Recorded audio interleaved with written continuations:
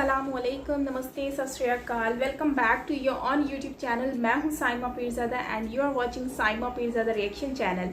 तो कैसे हो आप लोग?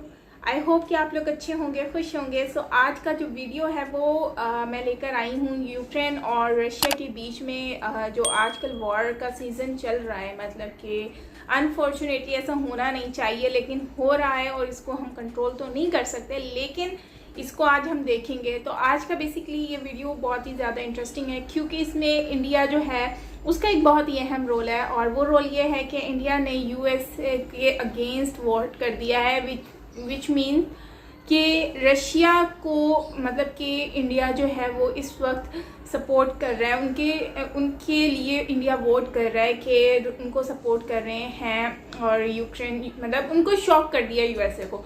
तो ये एक बहुत ही बड़ी बात निकल कर आती है। तो आज हम यही वीडियो देखेंगे कि ऐसा क्या है और इंडिया ने ऐसा क्यों किया है, वो आज हम जानेंगे वर्ल्ड अफेयर की वीडियो में। और अच्छी वीडियोस होती हैं इनकी, तो आप लोग लिंक शेयर दूंगी डिस्क्रिप्शन में, तो आप लोग वहाँ से उनकी ओरिजिनल वीडियो भी वॉच कर सकते हो। तो दोस्तों इस वीडियो स्टार्ट करने से पहले अगर आपने ये जो नीचे आपको रेड कलर का बटन नज़र आ रहा है, इसको आपने सब्सक्राइब के रेड वाले बटन को आपने ग्रे करना है और करके ही छोड़ना है। अगर आपने ग्रे नहीं किया तो मैं समझूंगी कि आपके हाथों में प्रॉब्लम है।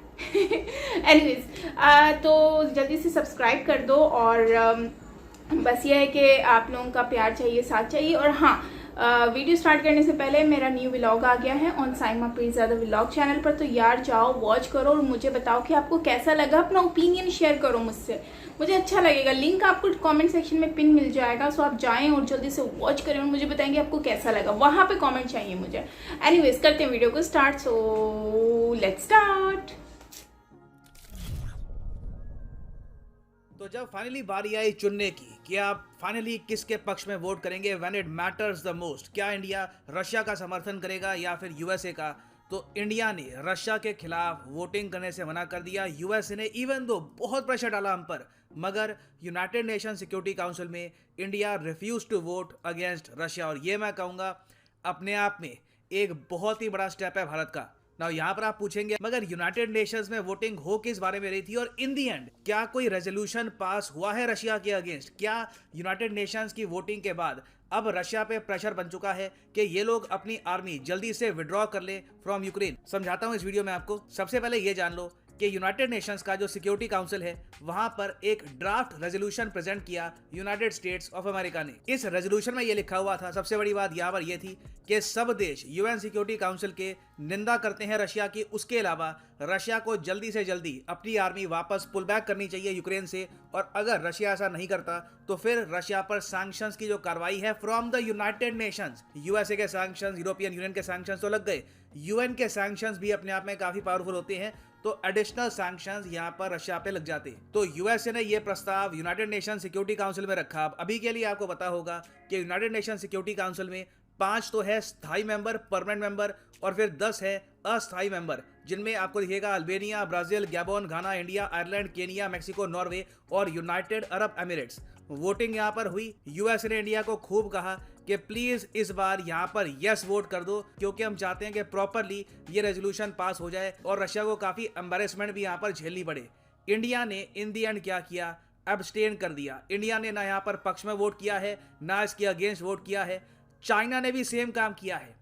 चाइना ने भी यहाँ पर नो का बटन नहीं दबाया। चाइना ने भी कहा कि हम यहाँ पर वोट ही नहीं करेंगे, हम इस रेजोल्यूशन से खुद को कर रहे हैं दूर। और ना सिर्फ इंडिया और चाइना, इंटरेस्टिंगली एक तीसरा कंट्री यहाँ पर और आ गया, यूनाइटेड अरब एमिरेट्स, यूएई ने भी यहाँ पर रशिया के खिलाफ वोट करने से मना कर दिया। तो यही मैं कहूंगा रशिया की काफी बड़ी जीत है कि एशिया की 2 मेजर कंट्रीज, आप कह लो जो मेन कंट्रीज हैं आबादी के हिसाब से, इकोनॉमी के हिसाब से, इंडिया, चाइना, इन्होंने रशिया के खिलाफ वोट नहीं किया।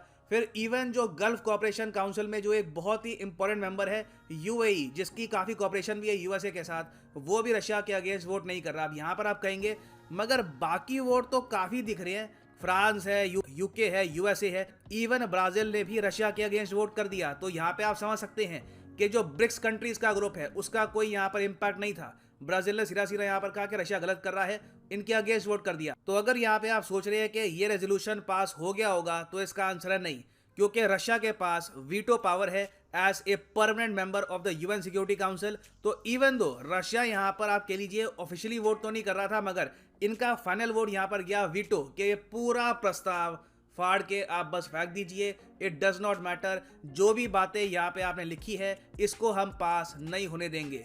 रशिया का पहले से ही ये प्लान था, चाहे इंडिया चाइना एक बार को रशिया के अगेंस्ट भी वोट कर देते, रशिया इस प्रस्ताव को वीटो कर सकता था। और इससे पहली बात तो हमको ये पता लगती है, वैसे आप अगर देखें कि यूएन सिक्योरिटी काउंसिल कितना ज़्यादा डिसफंक्शनल है, बट अभी के लिए रशिया ने यह इंश्योर कर दिया है कि जो भी इनका बलिदान हुआ है, बताया जा रहा है, यूक्रेन ने क्लेम किया है कि 1000 से ऊपर रशियन सैनिक मर चुके हैं। और ऑफ कोर्स इस सब के दौरान रशिया ने बहुत सारी जो ज़मीन है यूक्रेन की ये भी ऑक्यूपाई कर ली है।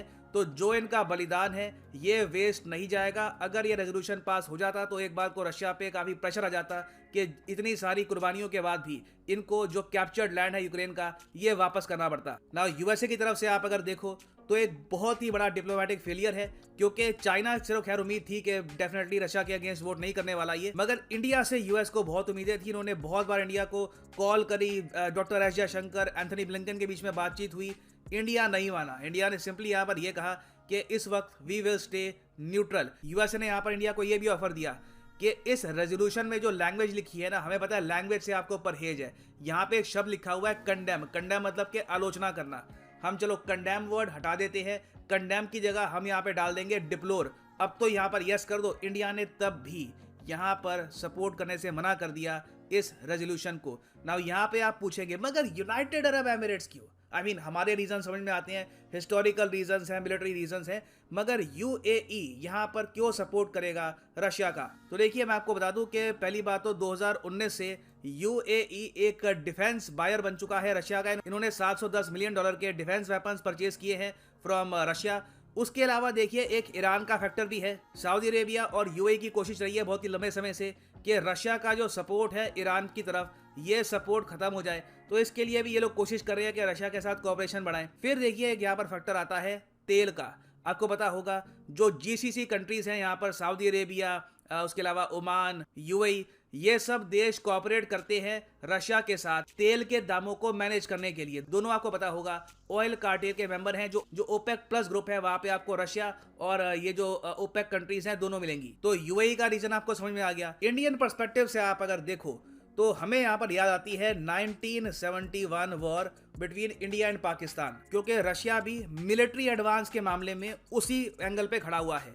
1971 वॉर में मैं आपको ये बता दूं कि जब यूएसए को पता लग गया कि पाकिस्तान के 2 टुकड़े होने वाले हैं, Bangladesh as a country independent होकर खड़ा हो जाएगा और इंडियन मिलिट्री बहुत ही जल्द एक मैसिव सरेंडर करवाने वाली है पाकिस्तान का, तो यूएसए ने उस टाइम भी एक रेजोल्यूशन प्रेजेंट कर दिया यूनाइटेड नेशंस के सिक्योरिटी काउंसिल में, और उसमें यह लिखा था कि इंडिया को अभी के अभी अपनी सेना को वापस लाना होगा। इसके आगे अगर इंडिया गया तो यूएन के सैंक्शंस लग जाएंगे। उस वक्त यूएसएसआर ने इंडिया का समर्थन दिया था और वीटो कर दिया था। और यहाँ पे आप देख पाएंगे पाकिस्तान का न्यूज आउटलेट है, डॉन का आर्टिकल है, Soviet vetoes blamed bye US for Pakistan division. अगर यूएसएसआर उस वक्त यूएसए का जो प्रस्ताव है उसको वीटो ना करता तो पाकिस्तान का विभाजन शायद ना होता। तो इंडिया का आप अगर देखें तो एक हिस्टोरिकल पर्सपेक्टिव है। हम लोग समझ सकते हैं कि रशिया आज के समय किस चीज से गुजर रहा है। इन्होंने बहुत कुर्बानियां दी हैं, ये अपने लक्ष्य के काफी करीब हैं। इस वक्त रशिया के अगेंस्ट जाना, इनके अगेंस्ट वोट करना इनको काफी बड़ा नुकसान पहुंचा सकता था। ना अब यहाँ पर आप पूछेंगे सो इसका मतलब क्या है, अब आगे क्या होगा, क्या वायलेंस कंटिन्यू होता रहेगा? देखिए वायलेंस कोई भी देखना नहीं चाहता। जो आज के समय सीन्स आ रहे हैं from Ukraine, they are heartbreaking. Putin का प्लान सिंपली यहाँ पर ये है कि यूक्रेन में जो करंट गवर्नमेंट है ये हट जाए। पुतिन ऑलरेडी कह चुके हैं कि मैं ऑक्यूपाई नहीं करूंगा यूक्रेन को। ये कह चुके हैं कि मेरा यहाँ पर ये नहीं है कि यूक्रेन का झंडा फाड़ दूंगा और बिल्कुल यूक्रेन को पार्ट बना दूंगा रशिया का, ऐसा कुछ भी नहीं है। ये सिंपली अभी के लिए जो यूक्रेन में गवर्नमेंट है जो बहुत ज़्यादा प्रो यूएसए है, इसको हटाकर एक न्यूट्रल गवर्नमेंट, ये लोग न्यूट्रल कह रहे हैं मगर ऑब्वियसली वो प्रो रशिया होगी, एक प्रो रशिया गवर्नमेंट इंस्टॉल कर देंगे यहाँ पर यूक्रेन में और फिर ये लोग वापस चले जाएंगे। ये पुतिन का टारगेट है। अब देखना यहाँ पर ये होगा कि यूक्रेन की करंट गवर्नमेंट कब तक यहाँ पे रेजिस्टेंस दिखाएगी। आप अगर ह्यूमैनिटेरियन पर्सपेक्टिव से सोच कर देखें तो अगर यूक्रेन के प्रेसिडेंट चाहते हैं कि उनके लोग बचे रहे और वायलेंस ना हो और सिविलियंस की डेथ ना हो, तो एक बार को इनके सामने ऑप्शन है कि सरेंडर भी कर दे। बट अभी के लिए ये लोग सरेंडर नहीं कर रहे, इवन दो इनके सामने एक बहुत ही ज़रा बड़ा कंट्री है। उल्टा आप अगर देखो तो यूक्रेन के प्रेसिडेंट ने यह कहा है कि जो भी यूक्रेन के नागरिक हैं, मेल नागरिक जो 18 से लेकर 60 ईयर्स के बीच में है, ये यूक्रेन छोड़ के नहीं जा सकते। जैसे जैसे सिपाहियों की कमी पड़ेगी, इनको सिपाही बनाकर रशिया से लड़वाएंगे। बाकी जो फीमेल्स हैं, जो बच्चे हैं, वो आराम से यूक्रेन छोड़कर पोलैंड वगैरह और जगह जा सकते हैं। उसके अलावा यूक्रेन की सरकार ने यह भी कहा है कि जो यूक्रेन के नागरिक यूक्रेन से बाहर हैं, पोलैंड में और जगह काम कर रहे थे, ये भी जल्दी से जल्दी वापस आए और यूक्रेन के लिए लड़े। तो देखिए, गुरिल्ला वॉरफेयर यहाँ पे होगी और ऑब्वियस ही बात है, जब गुरिल्ला वॉरफेयर स्टार्ट हो जाती है एक बहुत ही ज़्यादा डेंसली पॉपुलेटेड एरिया में, तो खून खराबा तो यहाँ पर बहुत ही बड़े स्केल पर होने वाला है। मैं उम्मीद यही करता हूँ यहाँ पर कि सेंस प्रिवेल करे, एक ना एक पार्टी अपना ईगो, अपने ऑब्जेक्टिव्स छोड़ दे और ओवरऑल ह्यूमैनिटी के बारे में सोचकर निर्णय ले। और अगर यहाँ पे आप सोच रहे हैं कि बस इंडिया की अग्नि परीक्षा खत्म, अब आराम से हमें कोई टेंशन नहीं है कि यहाँ पर यूरोप में क्या हो रहा है, हम पे जियोपॉलिटिकल प्रेशर नहीं आएगा, तो आप गलत है। अभी तो बस शुरुआत थी। अभी देखिए, जापान में बहुत ही जल्द होने वाला है क्वाड का सेशन, क्वाड की मीटिंग होगी, पीएम मोदी जाएंगे जापान में। वहाँ पे मोदी जी के लिए बहुत ही मुश्किल होगा कि सब वर्ल्ड लीडर्स के सामने ओपनली ये कह देना कि हम रशिया के अगेंस्ट स्टेटमेंट नहीं देंगे। तो अभी असली टेस्ट जो है इंडिया का, ये कुछ हफ्तों बाद आपको दिखेगा। तो यहाँ पर मैं जानना चाहूँगा आपका ओपिनियन, एक बहुत ही फ्रैंक ऑनेस्ट ओपिनियन दीजिएगा। क्या आप मानते हैं कि इंडिया की जो वोटिंग थी at the UN Security council, ये ठीक थी, या फिर आप मानते हैं कि नहीं, यही टाइम था कि हम ह्यूमैनिटी का साथ देते, डेमोक्रेसी का साथ देते, यूक्रेन का सपोर्ट करते? लिखिएगा अपने ओपिनियन के बारे में कमेंट सेक्शन में, मैं जेन्युइनली जानना चाहूँगा आपके विचार। एंड फाइनली यहाँ पर मैं ये भी ऐड कर दूँ कि आप ओके दोस्तों, बड़ी बात है कि इंडिया ने रशिया को जो है वो सपोर्ट किया है और उनके लिए वोट किया है।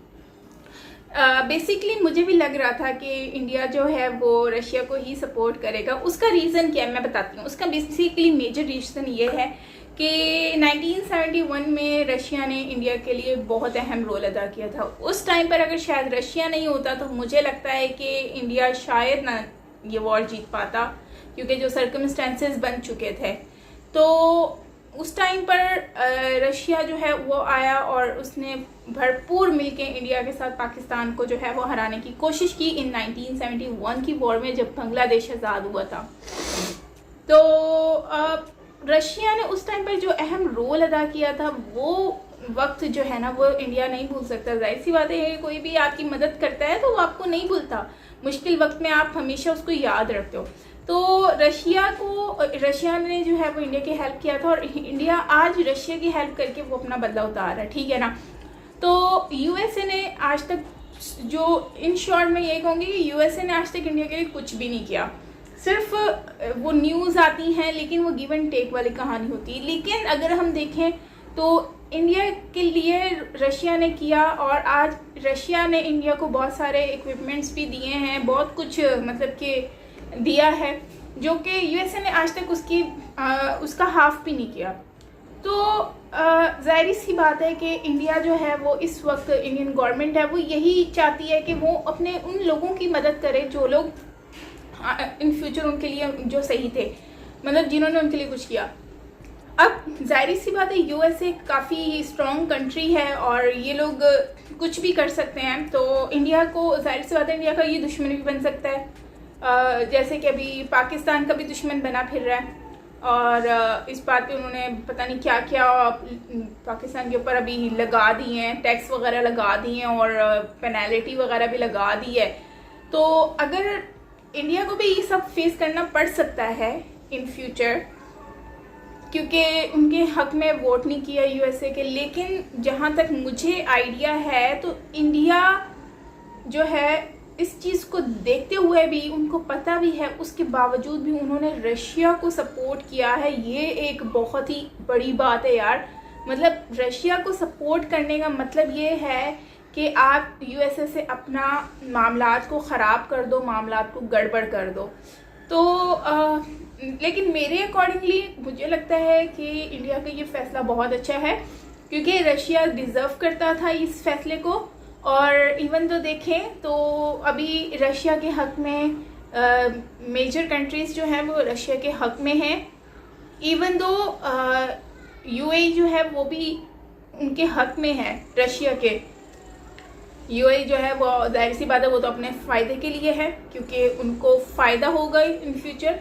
लेकिन अगर हम देखें तो रशिया भी वैसे बहुत ही ज़्यादा इस वक्त स्ट्रॉन्ग चल रहा है और भाई समझ नहीं आ रहा कि ये लोग करना क्या चाह रहे हैं। फिनलैंड के ऊपर कह रहे हैं कि हम लोगों ने अब नेक्स्ट जो है यूक्रेन के बाद फिनलैंड आने वाला है और पता नहीं कौन कौन सी कंट्रीज़ के, स्वीडन का नाम ले रहे, मतलब इन्होंने बहुत सारी कंट्रीज़ के नाम ऑलरेडी ले चुके हैं।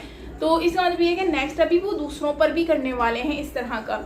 तो भाई है तो वो लोग बहुत ज़्यादा स्ट्रॉन्ग इस हिसाब से, क्योंकि उनके पास हर वो चीज़ है और उनके पास खुद बनती है, तो उनको इतनी दिक्कत होने वाली नहीं है और उनको वोट भी उनके हक में जा रहे हैं कि वो गलत नहीं कर रहे। आप देखो जो अभी क्या कहते हैं वोट हुए हैं उनमें ज़्यादातर लोगों ने जो है वो रशिया को ही वोट किया है, जो कि बहुत ही बड़ी बात है।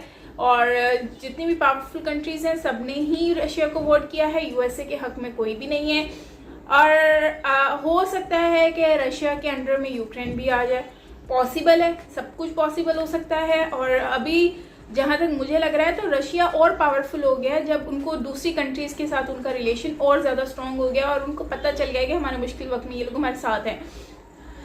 तो खैर अभी हमारे इमरान खान भी वहाँ पर गए हुए हैं और इतने ज़्यादा न्यूज़ रिपोर्टर्स को लेकर गए हुए हैं। तो अभी देखते हैं उनके ऊपर, उनकी वजह से उनके इस टाइम पर जो विज़िट है वो पाकिस्तान के ऊपर कितना गहरा असर डालता है, क्योंकि मुझे ये लगता है कि इस टाइम पर इस टाइप की चीज़ें जो हैं वो बहुत ही ज़्यादा नुकसानदेह हो सकती हैं पाकिस्तान के हक़ में भी, क्योंकि ऑलरेडी यूएसए हमसे नाराज़ है।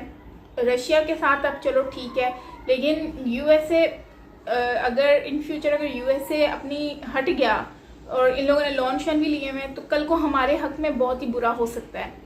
दोस्तों आपका क्या कहना है कमेंट सेक्शन में मुझे बताओ कि क्या इमरान खान का जाना इस वक्त सही था कि गलत था और किस हद तक पाकिस्तान में इसका असर पड़ने वाला है।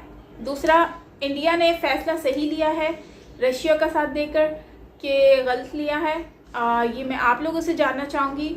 और तीसरा, यूएई जो है वो क्यों रशिया को सपोर्ट कर रहा है, मतलब वो लोग किस बिहाफ पर कर रहे हैं, तो ये आप लोग मुझे बताएंगे कमेंट सेक्शन में। मैं आप लोगों का ओपिनियन जानना चाहती हूँ कमेंट सेक्शन में, तो आप लोगों ने मुझे बताना और मैं आप लोगों के कमेंट का जवाब भी दूंगी और आप लोगों से पूछूंगी भी।